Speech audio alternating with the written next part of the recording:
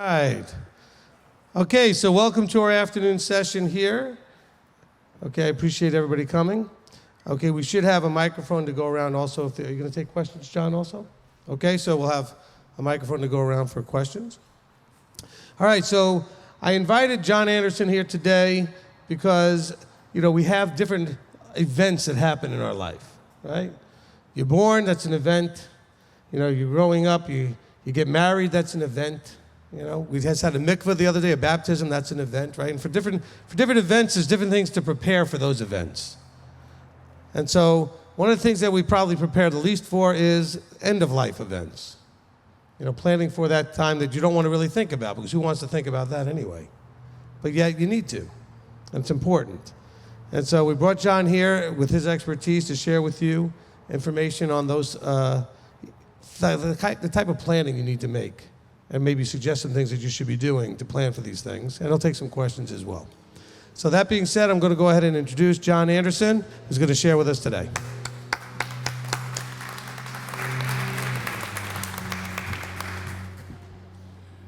I hope that, I hope that he asked me here not because I'm that close to the end of life,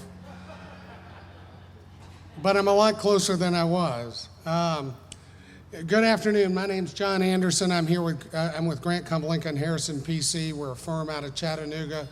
We do a lot of business up in the Cleveland area as well. Our daughter lives up here, and her husband and the 3 grandchildren, which is really what we're mostly interested in. Our daughter has said to us from time to time, "Hey, don't forget about me. I still exist." When we call, and the first question is, "Well, how's Lee? How's Lake? How's Lark? Hey, what about me?" So let's talk about where we are for an end-of-life planning. And there are several things that we all need to be aware of as we move down that road toward transitioning what we have and to whom and how we want to transition that.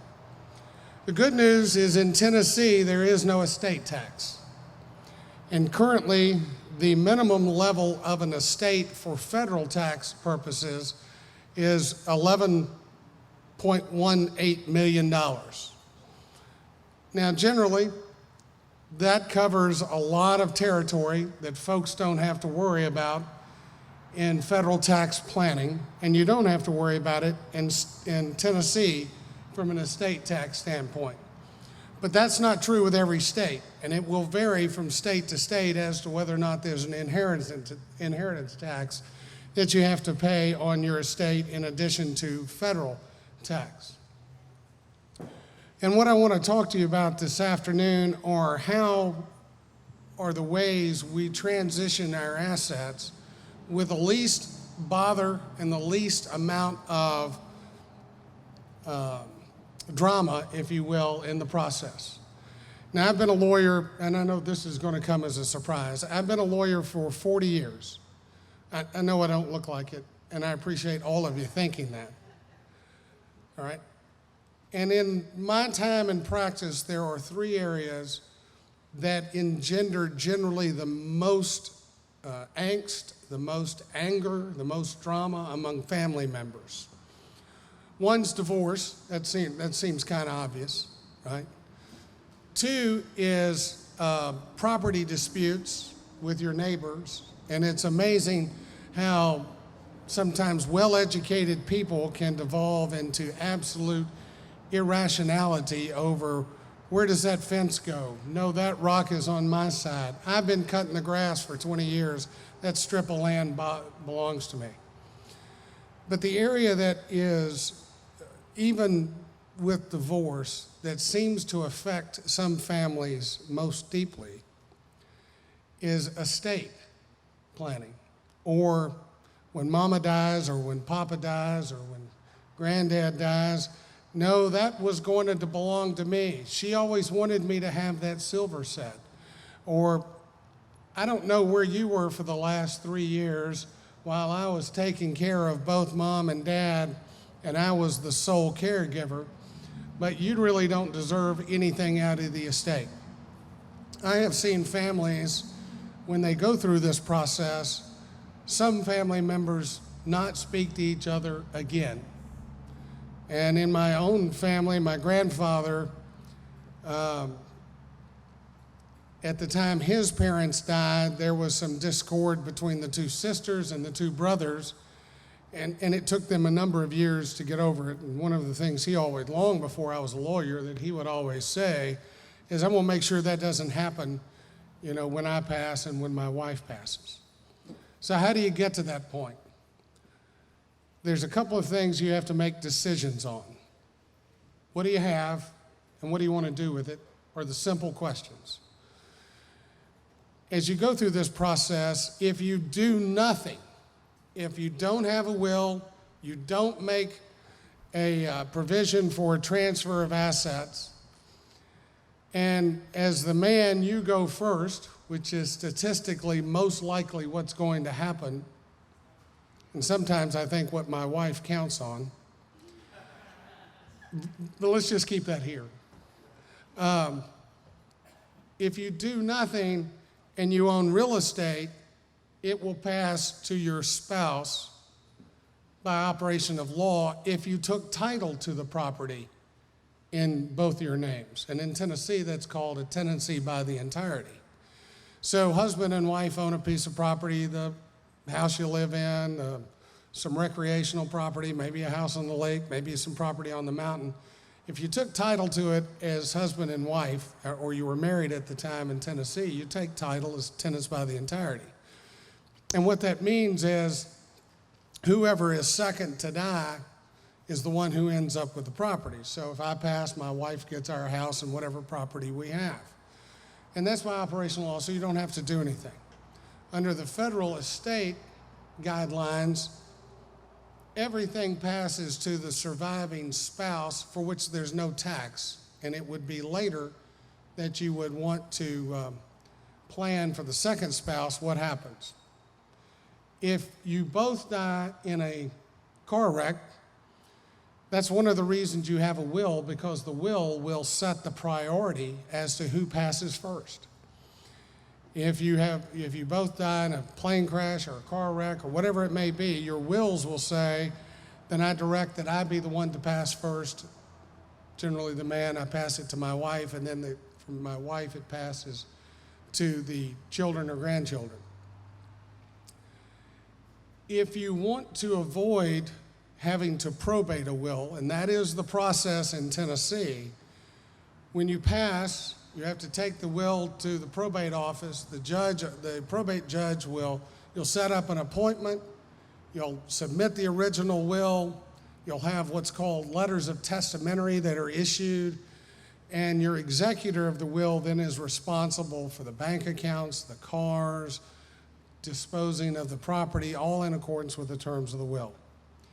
If you do none of that, then your children will have to file, if you're the last to go, your children will have to file for probate of an intestate will or an intestate estate, meaning there's no will, so we've got to show heirship, we have to identify who all the heirs are, and that gets cumbersome. A few years ago, I had a family who had a house that they bought it in Chattanooga, late 1800s, and mom and dad had it, and then it passed to the children, and the children grew up, and then it passed to their children, and those children grew up, and it passed to another set, and it ended up being divided into 1/286 parts, with children from California to Pennsylvania, Florida, Tennessee, Alabama, Georgia, South Carolina. And the property was only worth, by this time, it was a small house in a neighborhood that had changed over the years, and it wasn't worth a lot of money. It was worth, I don't know, $50,000 or $60,000. But you divide that into all of those parts, and nobody was getting very much money. And as a result of that, nobody was interested in signing the deeds and getting them back or doing what had to be done to get it sold. And so that's a cumbersome process. One of the things I talk to clients about is avoiding the need to probate. And that is primarily how you dispose of your real estate before you die in some form or fashion so that you don't have to go and have your children or your grandchildren or whoever is there to take care of you dispose of the property through a probate. And there's a number of vehicles for do that. For many of us, most of the time, we may only have our house, or we may have mom and dad's house that we get through the process and we rent. And I had one client, as we discussed this, talking about setting up a trust, putting the house in a trust. And he said, but doesn't that require me to actually trust my children to take care of me? And I said, it does. That means you can't make them mad, or you may no longer have a place to live. As my parents aged, and my mother passed away at 90 about 5 years ago, but Dad passed away at 75 in 2002, in the 90s, we looked at their personal situation. And I use this example because it's oftentimes illustrative of a lot of folks' example. And I looked at their situation. Dad had worked for Bell South, for the telephone company for all of his life, and had done well for a fella that didn't get out of high school. And got, as he said, I cried to get in the Navy in 1944. And then when I got in the Navy, I cried to get out, because I didn't know exactly what it was going to be like as a 16-year-old in the Navy. So we looked at him and said, as you approach end of life, there is planning you need to do so that should you go to a nursing home, you'll be able to qualify under the federal programs to be able to get federal assistance for a nursing home. Well, unfortunately, Dad never lived long enough to have that issue, but my mother did. So we had set up a trust in 1996, poured all of their assets into a trust, their car, their house, so that at such time as they were needing to go into, my mother had to go into a nursing home in 2013, she didn't have any assets. We set the trust up under a third-party trustee with a person I had a relationship with, and for purposes of declaring what assets they had, the only thing that the nursing home could take would be her Social Security, and then the federal government would fill in for the rest of that. Now, that's not a process that is workable for everybody, but it is certainly workable for a lot of folks. And one of the reasons you do that early, because in 96, my dad was 70 years old, excuse me. And you're thinking as a 70-year-old, and I've got a lot of tomorrows, but the look-back period on Social Security, look-back on Medicare, is 5 years. And what that means is if you go into a nursing home, they look at your financial picture 5 years back to determine what assets you have, so that you don't suddenly get into a point where you need nursing care and then strip all your assets out to be able to go in the nursing home, have the Medicare take care of that. So they look back, has your financial picture been the same for the last 5 years? The answer is yes. You make sure that in the trust, they're discretionary payments, not mandatory payments. It's in the discretion of the trustee. And all of this requires that you deal with somebody that you have trust in, that you have confidence in. It can't be you for your parents. It can't be your parents' brother or sister. Those things are too closely related, and Medicare will take those apart and then look back to the time of the transfer of the assets. So that's one major thing in terms of end-of-life planning that you should consider in the process. Do I have a nursing home policy? The answer to that is yes, then you may have more flexibility. If the answer to that is no, and you have a need or may have a need, and one of the things you look at is your family history. Was there anybody in my mother and dad's family that ended up in a nursing home, and what were the conditions under which they had to go? Was there anything in their history going back? And you need to have this discussion with your general practitioner, with your doctor, to say to them, what are the markers? Do I have any indications? Am I a candidate for heart disease? Do I have mobility issues? And those things come on you quickly. 3 years ago, I was playing with the kids, the grandkids who are now 6, 8, and 10. We went to a water park. They were after me to go down the slide with him. Come on, Papa, let's go down the slide. Come on, Papa. At that point, I'm 61 years old, and I'm thinking, I can't imagine anything good coming out of that. So I go down the water slide. I spend time with them during the day, and of course, this always happens on the last or next to last slide of the day. If you haven't been down some of these slides, some of them are enclosed, and they kind of bang you around when you go down them. And I got out, my right heel hurt. I didn't think anything about it for about a year. I just thought it would heal. And a year and a half ago, I went to the doctor, and he said, well, one of the reasons you have so much pain is that you cracked your heel, and you now have a little bit of arthritis that has formed around there. And so I now have some issues that relate to mobility that didn't exist 3 years ago and weren't predictable. It's better than it was. I have stayed off of water slides. That has helped. And so when you look at where you are today, think about where you will be 5 years from now, and what planning do you need to do so that your assets are protected for the benefit of your children or for the benefit of whatever end-of-life giving you decide to do. Now, there's a lot of people that decide to fund trusts for their children or their grandchildren. And one of the vehicles for funding that trust is an insurance policy. As you get older, and hopefully things slow down a little bit, the demands on you financially are not what they were, but if they're not, you may choose to take life insurance policies that you have and make a trust a beneficiary of that policy at the time of death, so that the money passes into trust for the children, or if you don't trust your children, into a trust for the grandchildren for their benefit.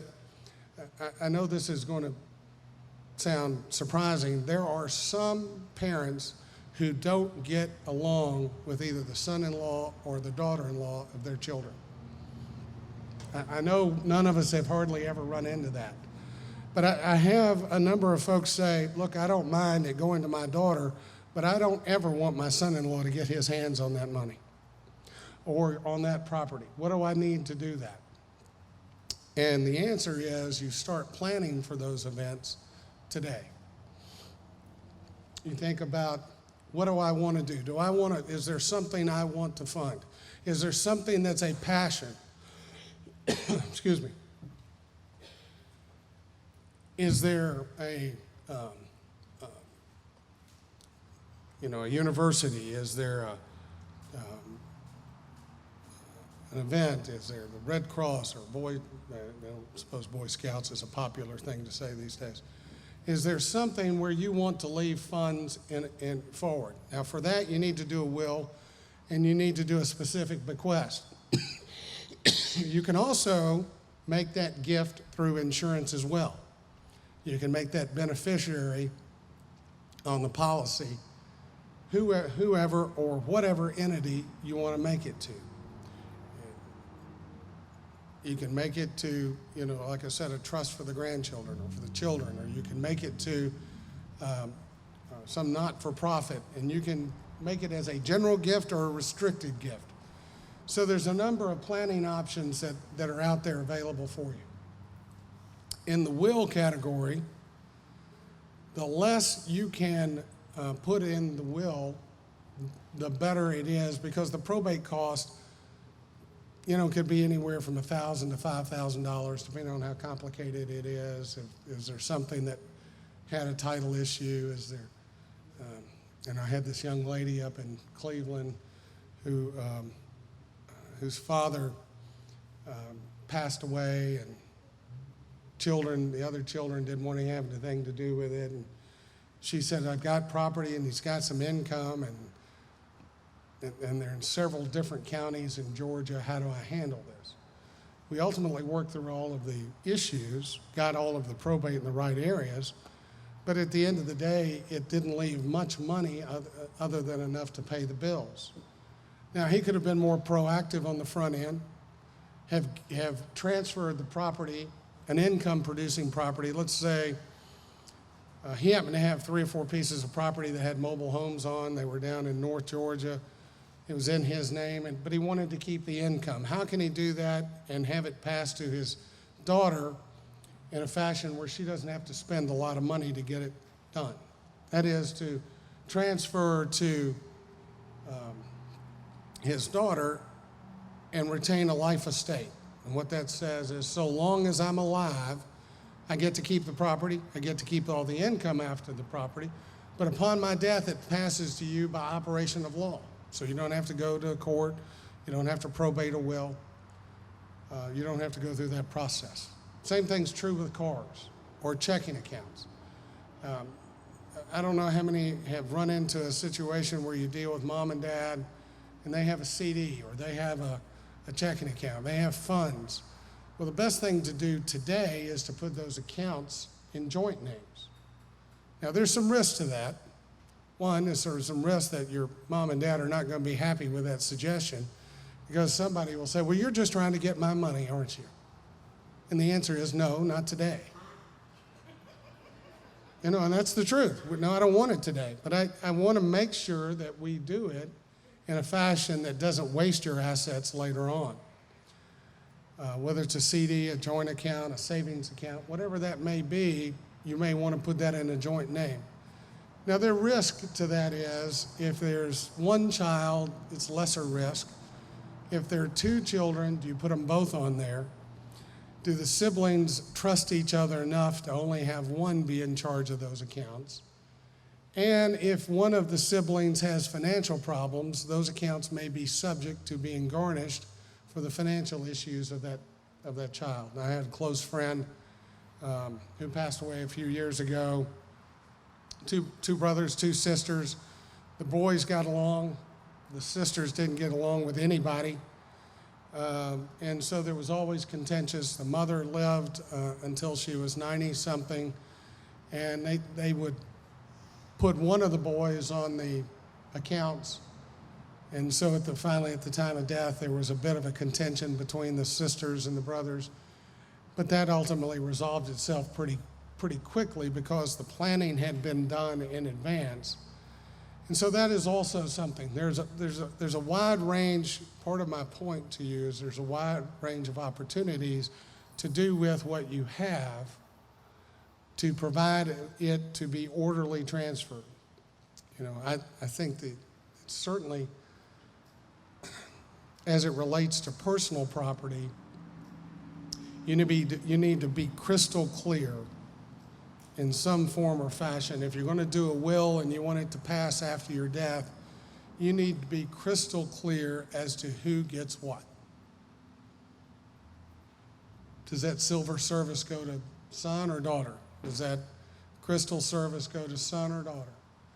When my grandparents passed away, and there were 3 children, my mother, her sister, brother, they had been collectors of antiques over the years, and I don't know what they wanted to do with all of them, but they had a garage full of them that had been there since I was young. And they auctioned those off, and they did an orderly process before the auction started. My mother was the oldest, and she was a bit OCD. And she didn't consider OCD as a disease. She thought it was a way of life.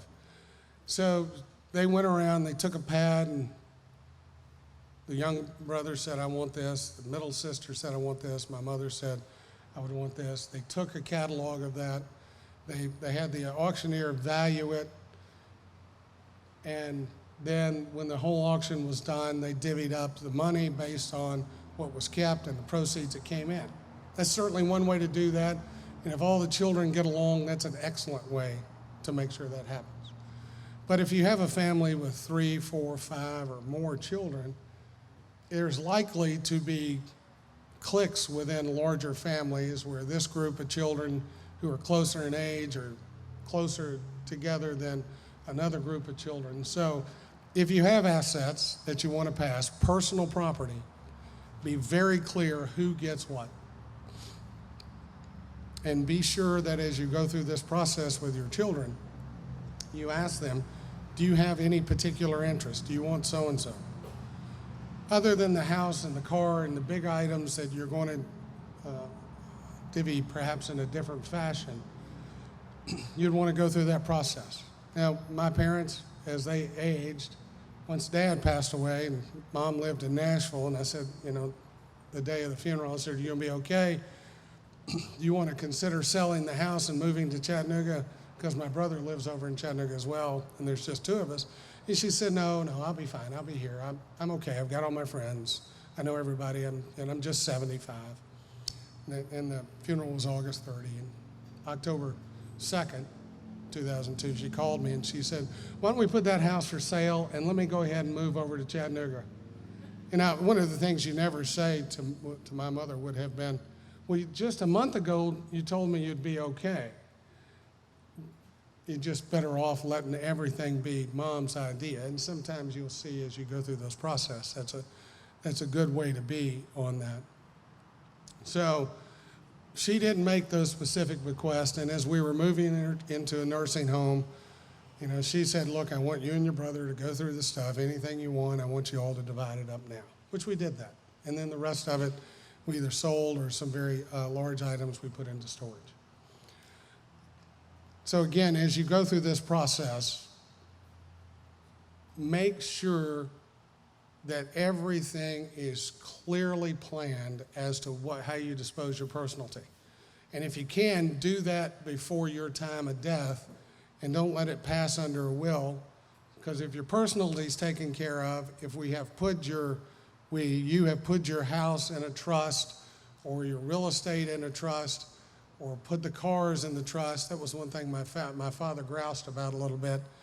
He put his car in the trust. He said, do you mean I have to go to that trustee to get funds if I want to trade cars? I said, Dad, really, it's okay. It's not like he's going to be a parent to you and say, no, Bob, you just can't have that money. Even though it was yours to start with, it's not yours now. So those items that go into the trust that you get control of the trustee, they pass completely outside the estate. And that works very well. And you don't have to do anything from a probate standpoint. And then if you pass your personalty, then on the day that you pass and the day of your funeral, your children have little or no post-funeral planning to do. What are we going to do with the assets? How are we going to handle Mom and Dad's house? And not only does that become a more cost-efficient way to handle it, it's a more considerate way to handle it for your children or your grandchildren as you move forward. Now, there's a couple other things in end-of-life planning that I think we all need to think about. And that is, do you do a general power of attorney? And do you do a health care or what's called a durable power of attorney, right? If you're in the hospital and the doctor says to you, I think your father's having a series of seizures. And I don't think he is going to ever recover. We've done the analysis. We've had a neurosurgeon come in and look at this. And he's currently on life support. Who's authorized to make that decision? And has that authority been given in advance so there's not an anguish to that at the time that question is asked to you? I suspect all of us know someone or have had that happen within our own families for which there was no pre-planning. And that's a very difficult posture to be in. And in my particular case, that's what happened to my father. He had a series of seizures and strokes. He had been on dialysis for 3 years not for kidney failure, but because of a protein excess in his blood. And as he went through that process more, he became more frail and he became more susceptible to infections. And So after 3 years, he'd gotten to that. He'd gotten a couple of infections. He'd recovered. And this time he didn't. And he started to have a series of small seizures. And after a day, the doctor said to us, he really has no chance at quality of life going forward. What do you want us to do? Well, in today's age, I am the eternal optimist. I believe that as science continues to advance, we're going to see medical miracles. We're going to see medical advances that 50 years ago would be considered miraculous. But as it goes forward, we see how the computing power helps solve problems, how things can happen more quickly. As we've gone through this coronavirus, we have seen that a number of companies are moving to get vaccines. And one of the things that helped, my daughter said, well, it usually takes 3 or 4 years to develop a vaccine. I'm sure a number of you remember the polio outbreak in the 50s, or new kids or adults that struggled with it. 52 was a very big year for polio in the summer, and it took almost 4 years to get a vaccine, and you get that polio vaccine, and now it's essentially a non-issue for us. And today, we're probably going to see a vaccine in well under a year because of the ability that doctors have to run simulations and do all this stuff with computers. So I'm always very optimistic. When that doctor asked that question of us,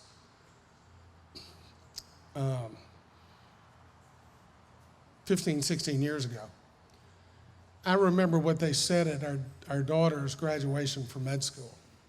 50% of what you know is wrong, but we don't know what 50% it is, right? Back in George Washington's time, they would bleed you to cure you, right? And then there were different ways of treating diseases in the late 1800s and 1900s. All of that methodology has changed, improved. Infant mortality continues to drop. Pick an area where it's better. And I was born in 1956, club-footed, which meant they had to do surgery the day I was born on both ankles, and they cut your heel cords and they pull your foot down. Well, 10 years later, they completely abandoned that process. They no longer did that invasive surgery. They did it a different way, and it was a higher quality of life moving forward with the children that have that. So when the doctor said that to me, I'm thinking, yeah, but what does he really know? Does he really know that tomorrow or 2 weeks from now or a month from now, Dad might not recover? He might recover, and he might have a higher quality of life. Somebody has to be able to make that decision. And in my father's case, he had left that decision to my mother, and he had been very clear to her that he didn't want to be on the respirator the rest of his life. He didn't want to be in a vegetative state, or he didn't want to be confined to a nursing home, unable to move or do anything for himself, with his mental facilities slipping away from him. So she made that decision. She made that decision because we had drafted and given her a durable health care power, and it gave her the laundry list of all of the things to make that decision, that she had the authority to make that decision. Now, it's not only considerate to your family, it's considerate to the medical staff. Because if she had, when Dad went in, we presented the power to them. They had that power on file. As his situation deteriorated over a number of days, it became clear that was going to be an important decision to make at some point in the future. And the doctors go to the person who has that power. They ask them the question, the person exercises that power. It relieves the hospital from liability. It relieves the situation where the hospital intervenes and substitutes its own judgment for a member of your family if you have not undertaken to get that medical power in place in advance. Now, I tell my wife and my daughter that, they're not pulling that plug on me. They're going to leave me right where they are, because and my luck will be they'll pull the plug, and the next day something will have been announced that, oh, he could have survived. But I do think that is an important part of end-of-life planning. End of life for you, your parents, your spouse, end of life for your children, if they are like our daughter, who is now 41. It's hard for me to say that out loud. And they need to be prepared for that. For 10 years between the time Dad died and the time he retired, every time we would go to visit him in Nashville, he would say, "Come here, John, I want to show you something. And this drawer has a list of all of the assets we have and the stocks and where we keep them and the stock certificate numbers." And I would never say, "Dad, you showed me that last time. There's no need to show me that again." But that was something every time we went there, he'd want to show me. He'd also always, as he got older, carry out a little notepad around. And if there's something important, he'd jot that down.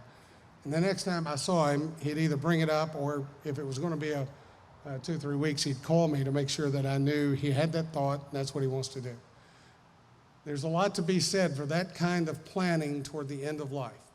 So, move your assets if you can to be in a position where if you or your spouse or an adult, an aging parent needs to go to an assisted care facility or to a nursing home, put yourself in a position where Medicare can do that.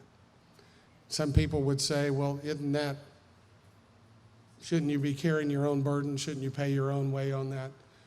And, all of us have paid into that Medicare fund, and that's what it's there for.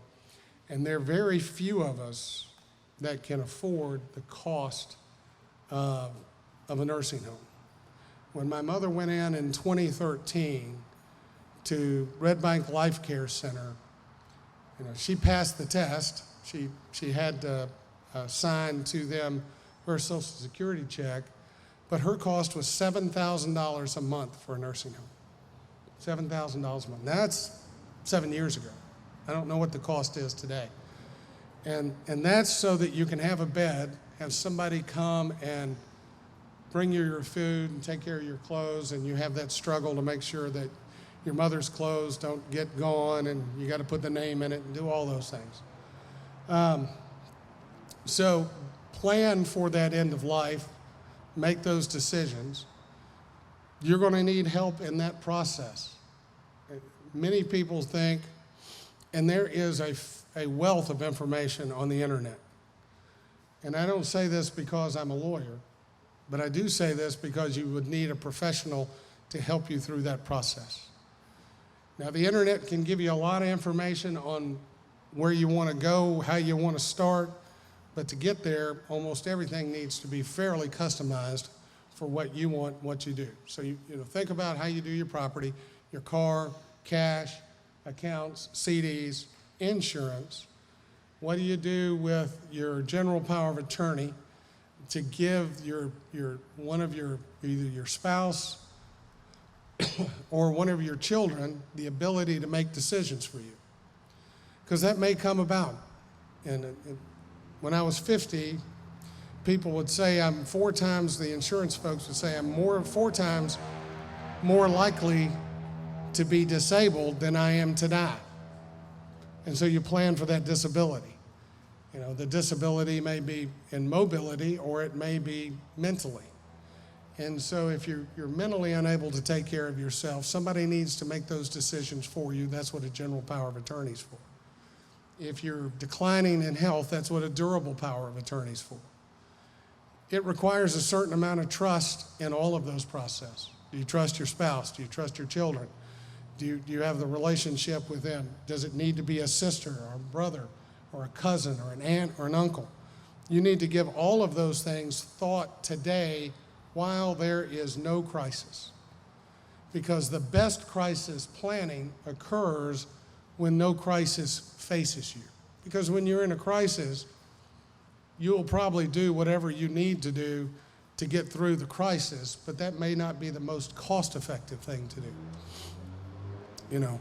you're on vacation with the grandchildren and you forgot to bring something, so you've got to go buy something, and you're already at a vacation spot, it is going to cost you more to buy it than if you had brought it down, you'd done a little bit more planning. And we've all been in those very simple solutions. Magnify that as it relates to estate planning, and those are the things that you can count on. So, you know, your power of attorney, your healthcare power of attorney. Do you want to do something with your insurance proceeds? Do you have an insurance policy? Are you in a position where you may say, look, I want to make a gift of X, and my health is good enough to do that, and I can go get a term life insurance policy today, and it will, let's just take an example that you go out and get a $100,000 term life insurance. You have other insurance out there that can handle your family needs, but you want to make a particular gift, or maybe it's a $10,000 or a $25,000 gift, or you may want to make $10,000 gifts to different folks, different causes. And your health is such that you can go get that term life. And you might only cost you $300 to $500 a year. You live, you have a life expectancy of less than 10 years. Now you're putting $5,000 at risk to make a potentially $150,000 to $100,000 gift, and that may be a very good use of your assets to be able to gift plan through your estate. So those are also things to think about. There's more things to talk about and think about than there is time to talk about today. They gave me a time for this for an hour, and I am happy to continue to talk as it goes through this, and I'm happy to answer questions. So let me just, it's 4:42. We got 18 minutes left. All right. There's a myriad of information. I left some stuff over here that talks about our firm, who does the estate planning in our firm, and there are several of us that do. I hate to do this part. This is always the crass part. I gave you a fee schedule for what we do and for what it costs to do those things. I've left you some information on all of the number of options that you would need to look at. If somebody said to me, well, I'm interested in this, where do I start? I send you a checklist, or we can have somebody send you a checklist that lets you go through and do the planning, send it back, and from there we do the documentation. Now, this is not a pitch to get you to use our firm, but this is a pitch that you don't wait until it's too late to do the kind of planning. When should I start? 40 is not too young. 35 is not too young. 50 is not too young. 60, and it's just around the corner, and you need to be thinking about that. 70, you need to go ahead and get, and not wait till tomorrow or next week or next month. I didn't think this time last year we'd be looking at a health issue in our country as broadly based as it has been, affecting so many people. I have a number of clients who have fortunately recovered from COVID. I had 2 close friends that passed away from that. Nobody predicts that in October of 2019.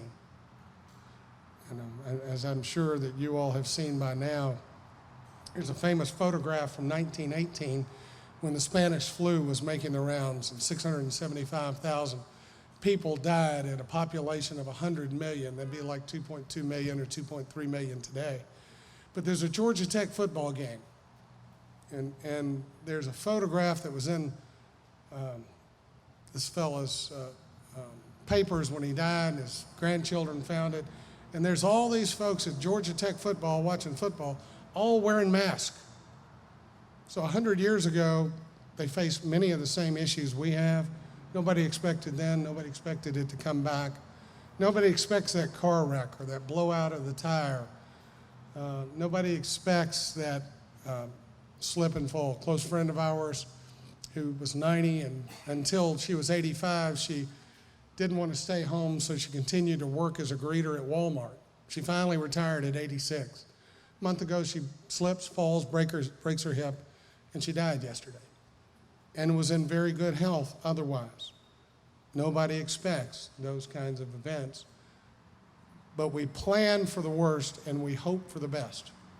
You know, that's true in life, that's true in the practice of law, that's true when we're going to court or however we go through that. So having said that, it's been a long amount of me talking. I am happy to answer any questions. Okay, we're talking about the wills. Me and my wife have wills, and then we have the living will with the, I think, kind of like what you're talking about, the power. Is that kind of the same as that power As of a attorney? durable health care power. Okay. That's right.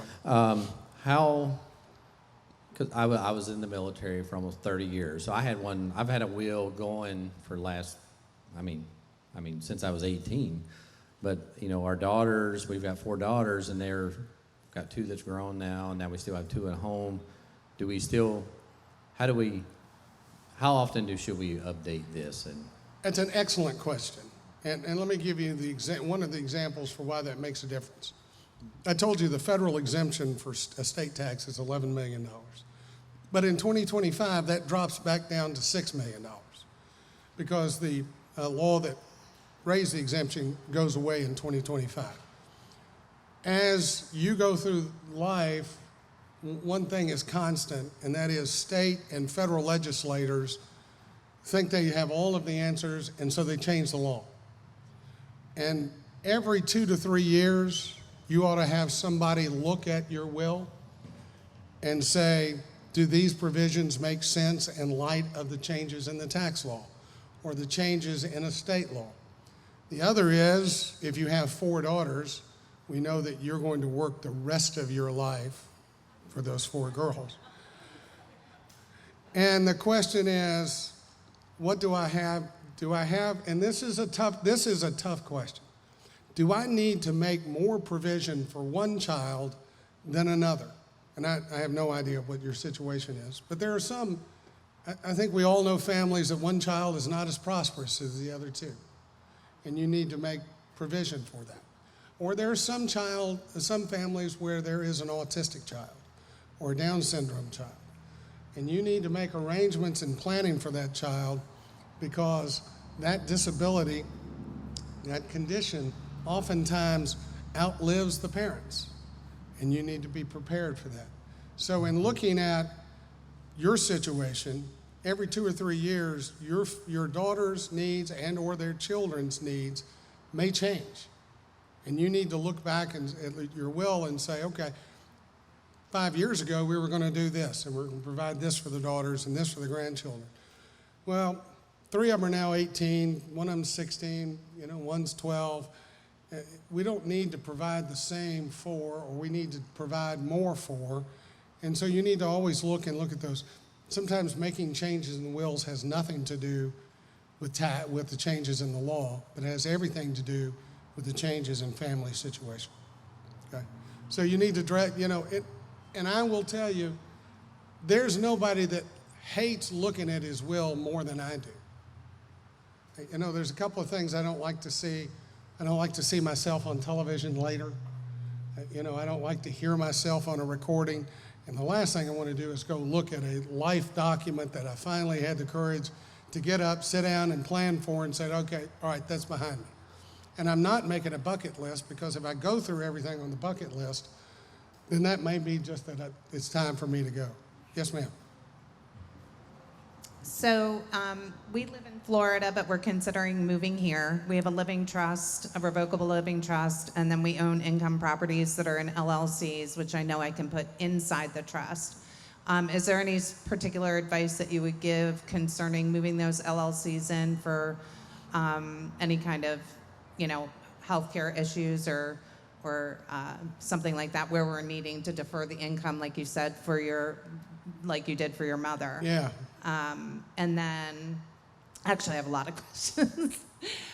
If we move to Tennessee part-time, is that going to be an issue? Because I know when you change states, the will needs to be moved to that new state, if we keep our residency in Florida, is that going to create any kind of complications if we own property here as well as a second home? And then, oh, I think you already answered the question about the liability. I'm also a banker. So we, when parents put their children on their accounts, there's huge liability if they get sued. If all of that stuff, if it's in the trust, then I would not put my children on that account, correct? That's correct. Okay. You'd put the account in the trust. Now, Tennessee has something, well, let me set this down. Florida and Tennessee have several similarities. We don't have any beaches. They do. That's a difference. They have better weather sometimes than we do. But they have hurricanes and we don't. They don't have income tax and we don't. But theirs is where the similarities start to diverge. Florida is a much more heavily regulated state in the transfer of property and estate planning. There's a number of different things in Florida that we don't have in Tennessee. People say in Tennessee that, oh, you guys are sometimes just a little bit of a hillbilly state. I heard that when I went to law school in Ohio, and I practiced in Toledo for 3 years, and they would say, hey, speak me some hillbilly. I just want to hear you talk. I love your accent. And I'm thinking, I don't have an accent. You have an accent. Tennessee is much less heavily regulated in a lot of those areas. So you probably want to make your domicile here in Tennessee, all right? Some people would say not until after the next election, but you probably want to put your domicile here. You want to be able, and you do that by changing, as you know, your voter registration, your driver's license, making your second home your primary address. The trust can transport up here. Tennessee has something that most states don't have, and I should have mentioned it sooner. It's called an asset protection trust, and you can start putting, now this is for creditor issues, but you can start putting assets in this trust, and then after 2 years, it's essentially creditor proof. It's a state vehicle, it's not a federal vehicle. Not many states have these, and it's an excellent way to protect your assets. And it's if you're young and in your 30s or 40s and 50s and you're in business, you may want to do that. And then that gives you the ability to make some gifts and transfers out of that. You may want to consider an asset protection trust for your children.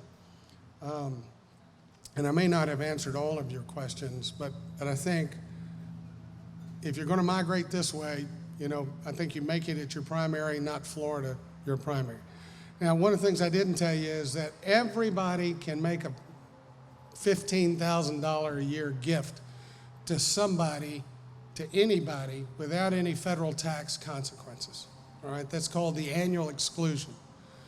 Now, if you and your wife wanted to, or you and your husband wanted to gift some money to your children, you can each give them $15,000 a year with no tax consequences to you or to them. Right, or $7,000, or it just is capped at $15,000. And that's a good way to, let's say you have a family business, and one of the things at end of life planning is also about succession planning for your family business. You own it 100%. You want to start gifting to your children some of that interest, and you can do that over the course of 5 or 6 years and move a substantial amount of ownership under the gift tax exclusion that will not result in a tax consequence for you. So again, it's another vehicle that gets you to where you want to be. You can do that with your house, by the way. Let's say you don't want to put it in trust. You can start conveying interest in a farm. I've had clients that have big family farms, and that's anywhere from 10 to 300, 400, 500 acres. And they start conveying over the, and they have a 10-year plan that they're going to convey it to their children in increments over those times, and then ultimately save a life estate. And you can do that with no gift tax consequence, no tax consequence to the children. Okay. Anybody else have a question?